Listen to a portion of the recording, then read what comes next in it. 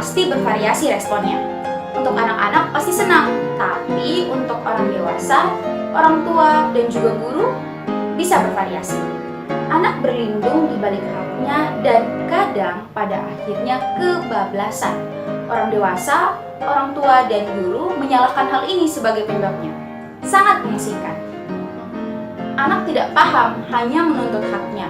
Orang dewasa melihat hal ini sebagai sebuah keterpaksaan. Semua karena kita kurang paham bahwa anak lupa memiliki haknya tapi juga punya kewajiban menerima hak secara bertanggung jawab. Idealnya, orang dewasa memenuhi hak anak untuk kepentingan terbaik bagi anak, bukan karena keterpaksaan. Tapi anak juga memiliki hak untuk hidup, harus didukung, harus dilindungi proses bertumbuh dan berkembangnya.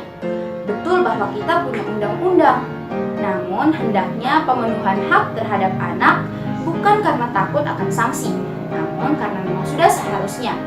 Oleh karena itu, mari kita simak dengan baik. Anak adalah seseorang yang berusia di bawah 18 tahun, terhitung yang masih berada di dalam kandungan.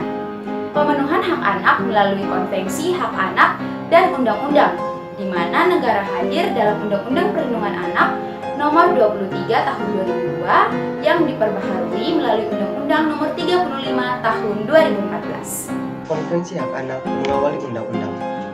Sebelum lahirnya Undang-Undang Perlindungan Anak, sudah ada Konvensi Hak Anak. Yang dimaksud dengan konvensi yaitu perjanjian antara beberapa negara yang saling mengikat secara yuridis dan politis.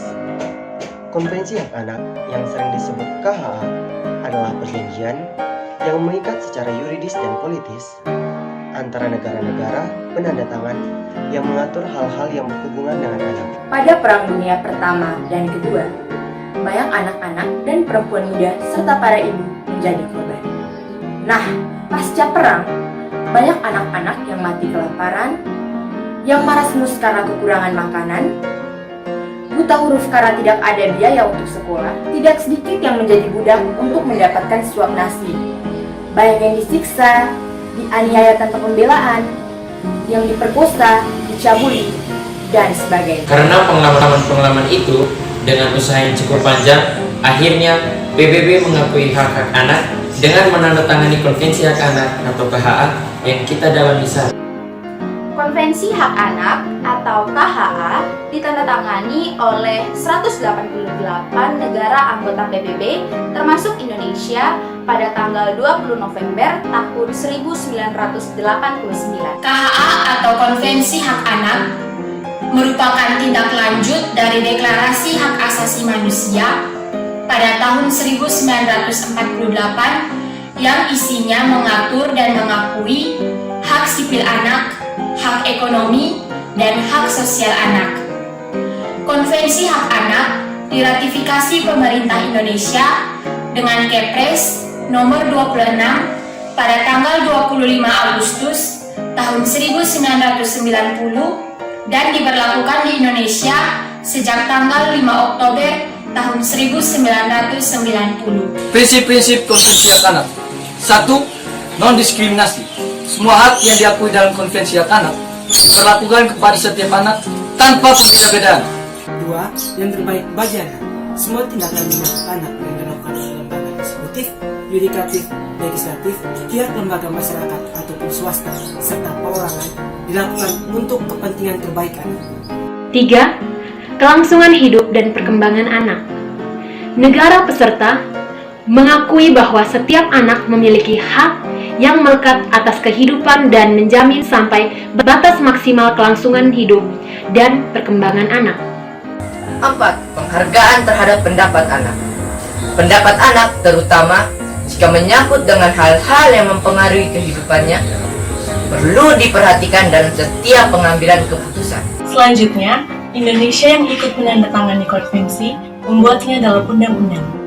Undang-Undang Nomor 23 Tahun 2002 selanjutnya diperbaharui dengan Undang-Undang Nomor 35 Tahun 2014. Pasal 4 UU PA merumuskan hak-hak anak menjadi 4 bagian besar, yakni yang pertama hak hidup, yang kedua hak untuk tumbuh kembang, yang ketiga hak untuk berpartisipasi secara wajar, dan yang keempat hak untuk mendapatkan perlindungan dari kekerasan dan diskriminasi.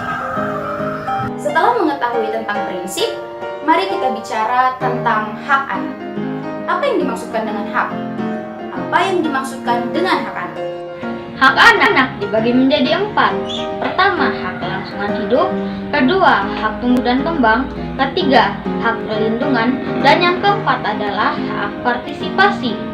Hak hidup, kebutuhan yang paling mendasar dan hakiki dan melekat pada seorang anak sejak dalam kandungan, apabila tidak dipenuhi akan mempengaruhi kelangsungan hidupnya.